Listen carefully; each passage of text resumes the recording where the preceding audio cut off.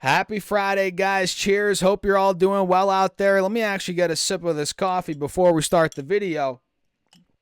Again, cheers. I appreciate you all for tuning in. So in this one, we're going to break down 5 companies, all of which just reported earnings. We're going to go over their EPS, revenue, guidance, talk a little bit about their numbers, and we're going to go over the charts. We'll break down the indexes, maybe some other stocks later in the video. So hit that like button, guys. Make sure to subscribe. Feel free to follow me on X and on TikTok. Those are linked down below, and we might as well just dive right into it. Again, cheers. Happy Friday. I appreciate you all for tuning in as always. So check it out. It's about 1:45 p.m. right now on the East Coast, and we have the indexes.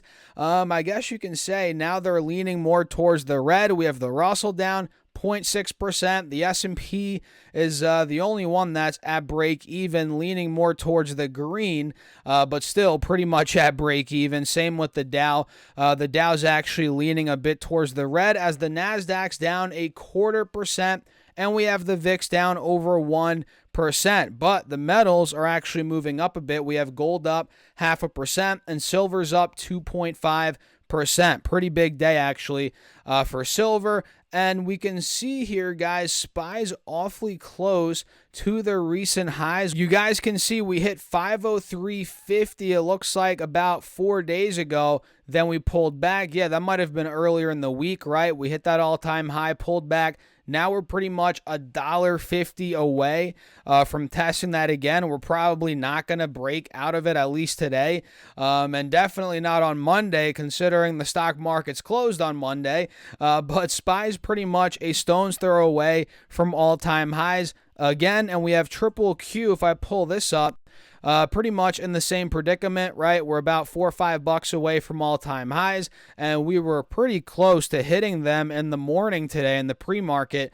We hit 437, and now Triple Q is at 433. So we are down a good chunk from the pre-market highs, but still just $4, $5, $6 away, from all-time highs. We're pretty much right there. Still, so that's a quick breakdown here, guys. Nothing crazy. We'll do another video maybe later in the day, but I do want to focus on these 5 companies again that just reported earnings. So the first one is DraftKings, ticker symbol DKNG, which, let me show you guys what's going on. This one's up around 1% right now, and there was a lot of volatility yesterday after the bell when the company reported numbers. You can see it was at $45, dumped to $39, ran back to $45. Now it's at just a little bit under $45, but still up around 1% on the day. So DraftKings, I believe they double missed. I was looking at the earnings before, but adjusted EPS did beat. But yeah, unadjusted did not beat, and they missed on revenue. It looks like $1.23 billion versus $1.24 billion, expected. And I think they did grow revenue, though, 44%. So mind you, they're still growing revenue quite nicely year over year, but they missed on the estimates there. And it looks like here, DraftKings boosts full year 24 adjusted EBITDA guidance to 410 to 510 million versus prior view of 350 to 450 million. So that's good news. Q4 monthly unique players at 3.5 million versus the analyst estimates of 3.33 million. That's good. Average revenue per unique player at $116 versus the estimate of almost $124. So that came in under the estimate.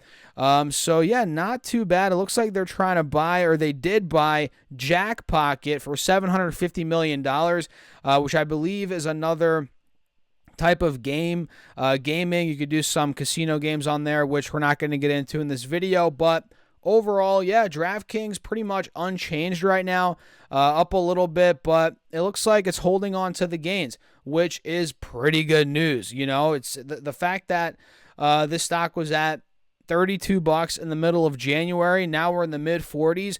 We reported numbers, or they reported numbers, and they missed on revenue and EPS. The fact that they missed on revenue and EPS and the stock didn't budge to the downside, that's good for the bulls, in my opinion. And I was reading some notes from the CEO that they had a rough 2-week stretch for NFL.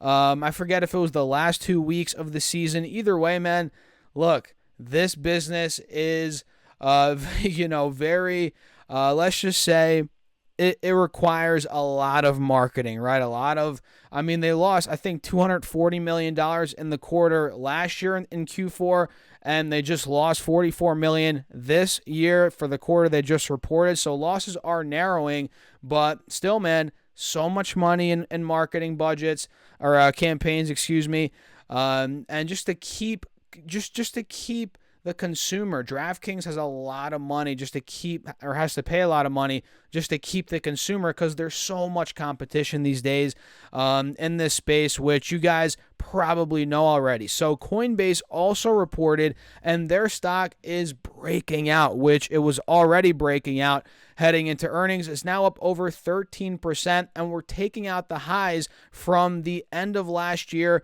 which is unbelievable. And just in the past literally 9 days, Coinbase stock is up 65% now, which is just mind-blowing, unbelievable. So Coinbase actually reported very strong numbers. Let me see here, guys. They reported revenue of $905 million, which crushed the $818 million expected, and let's see, EPS $1.04, which beat the negative -1 cent, expected. So they crushed EPS, crushed revenue. Let's see, they see Q1 2024 subscription and revenue, let's see, $410 to $480 million. And the reality of the matter is, guys, they're crushing it on all metrics. I was reading the report earlier today, and yeah, they're crushing it because it all comes down to Bitcoin and crypto and the sentiment in general. What are we in right now? We're in a crypto bull market, guys. Bitcoin's over 50K. It was at what, like 16K 2.5 years ago, whenever that was, a year and a half ago or 2 years ago. Yeah, it's up big time. And what happens when the sentiment is super bullish? Everybody's like, oh, we're going to make so much money. There's so much money to be made. Guess what? There's more subscription revenue for Coinbase, more transaction revenue. There's more trading going on. There's way more trades being placed, right? Which means more money for Coinbase. So it's obvious what's going on here, right? They were not doing well in 2022 and parts of 2023 during that downturn, but now, yeah, things have changed, and year over year, Coinbase is looking pretty good. The comparables are amazing, and, it's being reflected right now in the stock price. But would I FOMO into this right now?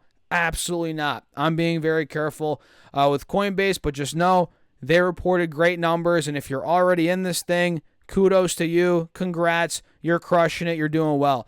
So DoorDash, let's bring that one up very quickly, guys. DASH is the ticker, so they're down 9% right now. Oof, guys.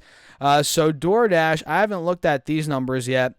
DraftKings and Coinbase, I have. So it looks like DoorDash did GAAP EPS of -39 cents, which missed the -18 cents expected, and sales beat $2.3 billion versus $2.24 billion expected. All right, they see Q1 marketplace GOV of $18.5 to $18.9 billion, adjusted EBITDA of $320 to $380 million.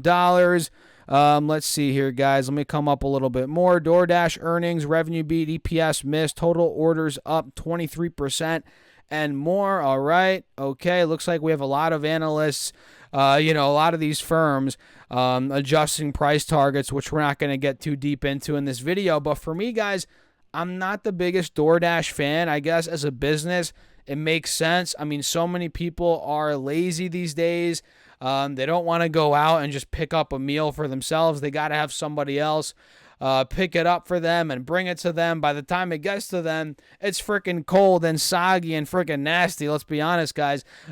But yeah, the reality is a lot of people still use DoorDash. The stock's been doing pretty well. Earnings were okay from what I saw. But personally, and I want to know what you guys think. Let me know in the comments. But seriously, do you really use DoorDash? I mean, I'm sure some of you do, but why would you pay another $10-15?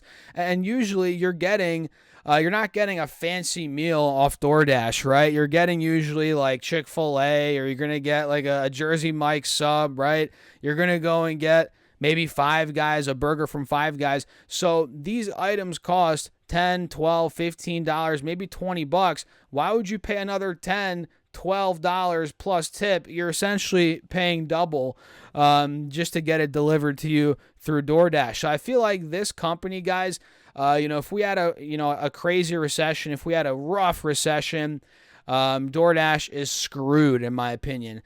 This will be the first thing people cut out of their budgets, or maybe not the first thing, but one of the first things, which it's a bit alarming to me. I think, honestly, the fact that people spend a bunch of money on DoorDash, it doesn't make sense to me. Personally, I don't know. Call me frugal. I don't know what you guys want to call me. But what do you think? Let me know in the comments. So Crocs also reported, CROX is the ticker, and this one is also breaking out. It seems like all these stocks that we're covering today, guys, are breaking out. So Crocs reported, let's see the headline numbers very quickly. Adjusted EPS of $2.58, which beat the $2.37 expected, which is good. Sales $960 million versus $958.2 million, so that beat as well. It sees Q1 revenues down 1.5% to up 0.5% from Q1 of 2023. All right, not the best, but I guess not the worst either. They see Q1 adjusted EPS of $2.15 to $2.25 versus $2.24 expected. Full year adjusted EPS of $12.05 to $12.50 versus $11.87 expected. So Crocs, guys, down over 2% on the day right now, but this thing went ballistic after the numbers came out. It looks like 2 days ago. So they came out, the stock was at 108, shot to 122. Now we're actually holding a lot of those gains. So let's see if the momentum continues on Crocs. And let me run through one more very quickly. I appreciate you all for tuning in as always and sticking throughout the video. Smash that like button. Make sure to subscribe if you have not done so already. We're trying to get to 50,000 subs this year. And guys, I'm feeling good about it. I think we can do it. 2024 might be the year for 50,000, maybe even more. Again, I appreciate you all for tuning in. So DE, John Deere, or Deere & Company, whatever you want to call it, overall, we do have a descending triangle, so keep that in mind. This is not the most bullish pattern. In fact, it's quite bearish, and if we do take out 360 to 355, which is where we are now, we could be seeing a massive leg down, right? We could be going even lower, which who knows could be happening here in the short term. So they reported numbers. Let me see quickly here what they did, guys. I don't want to drag this video too long. GAAP EPS of $6.23, which beat the $5.33. Almost messed that up there, guys. And they beat on sales as well. Let's see, $12.19 versus $10.33 billion expected. So they beat EPS, beat on sales. And yeah, keep your eyes on that descending triangle, guys. I'm telling you, not the best setup here for the bulls.